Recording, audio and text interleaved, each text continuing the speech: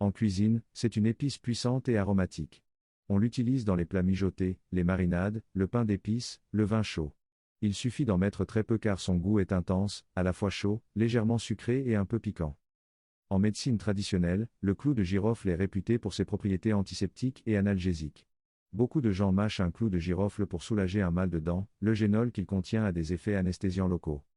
Pour la conservation, historiquement, les clous de girofle servaient à préserver les aliments et à masquer les mauvaises odeurs. C'est d'ailleurs pour cela qu'ils étaient si précieux dans le commerce des épices. Symboliquement, dans certaines traditions, on pique une orange de clou de girofle pour parfumer naturellement un espace ou pour des rituels de protection. Vous cherchez des informations sur un usage particulier du clou de girofle? Le clou de girofle occupe une place particulière dans de nombreuses traditions spirituelles à travers le monde. Purification et protection, dans beaucoup de pratiques, le clou de girofle est considéré comme ayant des propriétés purifiantes. On le brûle en encens pour nettoyer l'énergie d'un lieu, ou on en place dans les coins d'une maison pour créer une barrière protectrice contre les énergies négatives. Méditation et concentration, son parfum intense et réchauffant est réputé favoriser la concentration et l'ancrage. Certains l'utilisent pendant la méditation pour stimuler le chakra racine et créer un sentiment de stabilité.